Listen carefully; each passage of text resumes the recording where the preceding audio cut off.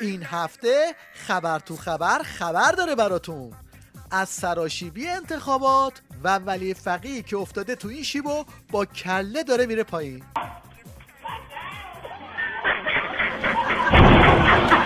البته عظما تلاش میکنه با روزه های پی در پی جلوی ترکیدن بادکنک انتخاباتش رو بگیره. حواسشون باشد به این مقصود دشمن کمک نکنند، مردم رو از انتخابات مایوس نکنند. هی نگن انتخابات باید آزاد باشه. خب معلومه که انتخابات باید آزاد باشد. مگه از اول انقلاب تا حالا ما 30 و چند تا انتخابات داشتیم، کدامش آزاد نبوده است؟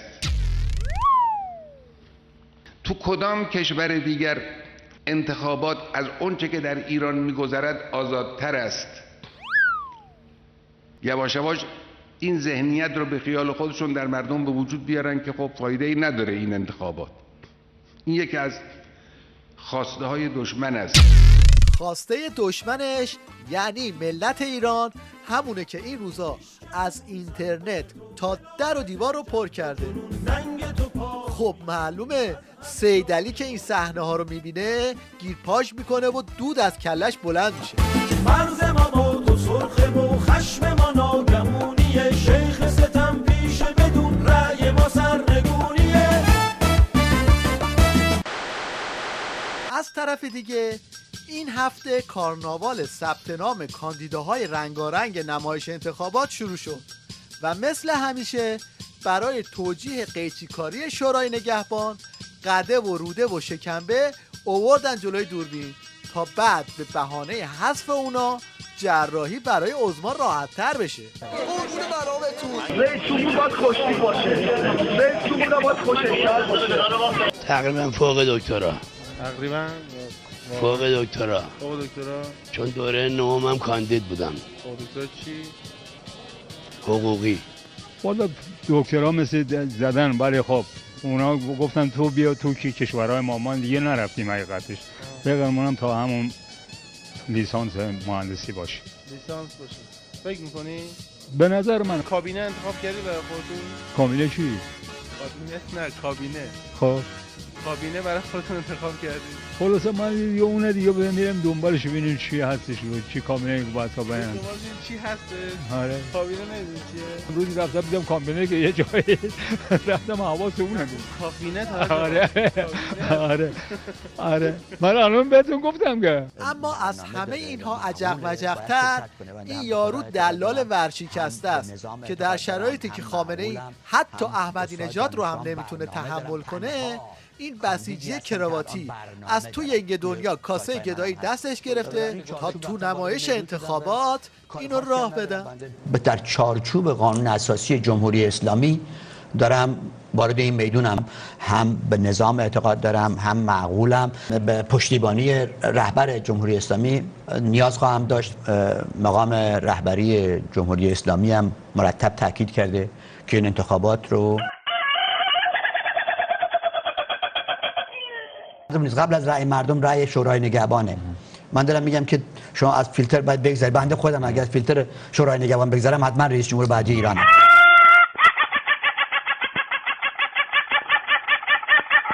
به شکل مدیریت باید بشه که نظام دچار دردسر نشه. یعنی نظام جمهوری اسلامی الان در وضعیتی قرار داره که نمیتونه به اصطلاح آشوبی رو یا هرج و مرجی رو تحمل کنه. به قول خود شخص رهبری نظام میگه که این یه پیچ خطرناک. ببین من در چارچوب نظام دارم کار میکنم. من امیدوارم منو رد صلاحیت نکنن. من اعتقاد دارم اگر منو رد صلاحیت شورای نگهبان بکنه مخالف منافع ملی کشور عمل کرده.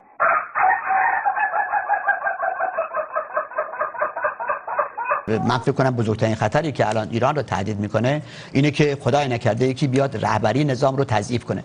مثلا شاید در این مقطع حداقل جز کسانی که الان دارن کاندید هستن که میتونم جناحهای سیاسی رو به هم آشتی بدم، برای که با همشون یک جور بودم همیشه.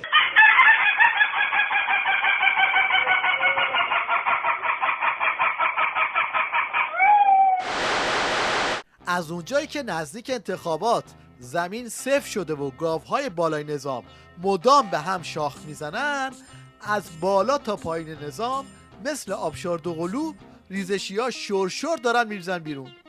متخصص ریزش در نظامم پاسدار قاسمیه که از این ریزش اساسی قاط زده. تلفات الا ماشاءالله هر روز چقدر حالا ریزشی داریم چقدر رویشی داریم آمار نداریم که چه اتفاقی داره میفته، اما ریزشی ها رو که داریم میبینیم. آش ریزشی‌های نظام اینقدر شور شده که حتی تو جلسه سپاه هم که کارش بتونه کاری بیت عظماست مثل نقل و نبات از بریدگی صحبت میشه. نمیدونم چی اینجا شیران در بیشه خوابیدند و تا آخرین قطره خون از کشور دفاع میکنن و دشمن. ما که شیری نمیبینیم. اکنون توجه شما رو به یک روزه تبلیغاتی برای بکارگیری ولی فقیه جلب میکنیم که با سس فمینیسم عرضه شده. آی خانوما اگه تو زندگی امام داشته باشید اصلا اضطراب ندارید. آی خانوما بر اساس دین ولی شما تو زندگی مردتونه، خیلی از لحاظ تکلیف راحتید ها. هرچی مردتون گفت بگید چند. به خدا مردم همین نعمت جمهوری اسلامی رو قدر بدونن که جمهوری اسلامی اومد برای این امت یک امام معرفی کرد. امام داشته باشیم دیگه خاطرمون جمعه. امام داره جهت رو به ما میگه، امام داره تکلیف اولویت رو به ما میگه. ما تو زندگیمون امام داشته باشیم. امام امروز ما مراجع اعظام تقلید به ویژه ولی امر مسلمینه. امام منو شما. خب حالا ببینیم این ولی فقیهی که این همه تبلیغاتش رو کرد مهمترین وظیفه زنان رو چی تشخیص میده؟ فرزند آوری یکی از مهمترین مجاهدت‌های زنان و وظایف زنانه، چون فرزند آوری هنر زنه. خامنه‌ای قاتله ولایتش باطله، خامنه‌ای قاتله ولایتش باطله، خامنه‌ای قاتله ولایتش باطله. وقتی که سر نظام تو دوران پارینه سنگی سیر میکنه طبیعیه که هر دایناسور دیگه ای هم که میخواد در این زمینه اظهار نظر کنه سقف جدیدی از تحجر رو به نمایش میذاره. اینه که ما پدر و مادر، خصوصا مادرها، برای دخترانشون نقش‌های دخترانه رو در حضور بچه‌ها انجام بدن. قدیم خیلی خوب بود این کارا رو مادرها به خاطر اینکه امکانات کم بود بیشتر انجام میدن. مثلا میدید مادر یه عروسک میخواست برای بچهش، اینو خودش میشه میدوخت، بچهش هم میدید یه صبح تا ظهر کنار مادر مینشد، این رفتارهای یک مادر رو یاد میگیره. ولی امروز میبینیم نه، مثلا میریم یه عروسک فروشی عروسک میخریم، اینجا میبینیم یه بخش اون خلا ایجاد میشه که حالا مامان پر اینجا چی کاره، نقشش چیه. این نکته اول. نکته دوم اینه که مادر خیلی دقت بکنه در محیط خانه، علاوه بر اینکه نقش زنانه رو ایفا میکنه رفتارهای زنانه هم داشته باشه. همه این وراجی ها برای خونه نشین کردن زنان به خاطر ترس از اینه که زنان یه وقت این نقشا رو بازی نکنن.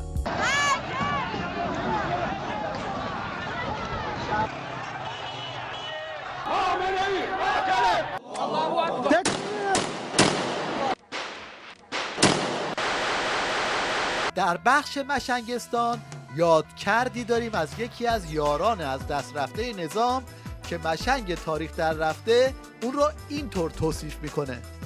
تا نوبت رسید به این آقای چاوز مؤمن انقلابی در تمام سخنرانی‌هاش اسم امام رو می آورد. گفت راه ما راه امام است، راه ما راه امام است. چوبش هم خورد البته. بارها ما تماس می‌گرفتیم برای مسائل گوناگون، میگفت هر چی جمهوری اسلامی بگه من قبول دارم، من دیگه راجبش سوال نمی‌کنم. وقتی ما رفتیم زیارت امام رضا علیه السلام، اونجا آدم باید میدید چهره این مردم که خبرنگاران رو جمع کرد، اونجا یک گروه راجع به امام زمان صحبت کرد. همین آقای مرحوم چاوز سخنرانی میکرد، میگفت ما منتظریم باید امام مهدی بیاد دنیا رو درست کنه و حضرت مسیح هم با امام مهدی بیاد. حالا اونجا ظاهر اونجا مسیحی هن، اون میگم منم مسیحی هستم. اگه سوالتون شده که راز خالی بندی های احمدی نژاد تو این 8 سال چی بوده، باید برید پای صحبت های این حاج آقا دروغ باف تا یه پاسخ ریشه‌ای به این مسئله بده. اصلا دروغ مصلحتی داریم آقا؟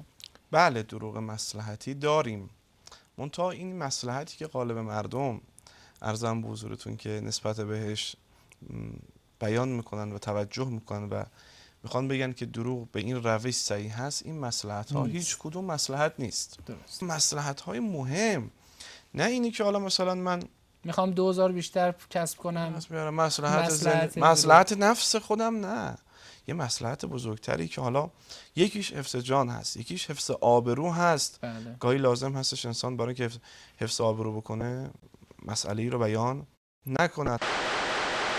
گاهی وقتام جونوری مثل این یارو سردسته مافیای مؤتلفه برای اینکه خودی نشون بده میره تو مایه‌های خالی بندی سنگین و وزنه‌ای بلند میکنه که مجری تیویریش هم توش میمونه. آقای حبیبی شما چند ساله که کار سیاسی میکنید؟ بسم الله الرحمن الرحیم. من به نظرم حتی اگر زندگی من رو از کودکیم بررسی بکنن، از همون دوره ابتدایی یادم هست که ذهن سیاسی داشتم، یعنی علاقه‌مند بودم به مسائل سیاسی مختلف.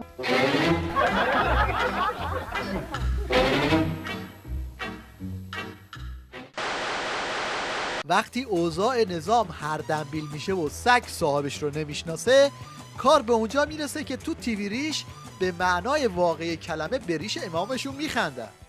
امام وقتی که میفرماید که من جام زهر رو سر کشیدم، یکی از دوستان تعبیر میکرد، میگفت که امام خیلی هم استعاری به کار نبرد، واقعا این حس رو داشت و تازه خیلی بنیه امام قوی بود که 1 سال طول کشید که امام از دنیا رفت. که از تیر 67 تا خرداد 68 کمتر از 1 سال طول کشید دیگه. این هم یک نمونه بد از ماسمالیزیشن تو تیویریش که وقتی یه بابایی پته بسیجی‌های وحشی رو آب میریزه، مجری به تته پته میفته و صحنه بیریختی خلق میکنه. شب من خوابیده بودم تو قهوه‌خونه و شب من دیدم هر شب میان یه سری این بسیجی‌ها میامدن اونجا چیز جشن میگرفتن، آواز میخواندن، از رو بسیجی‌ها نه بله مذهبی میخواندن.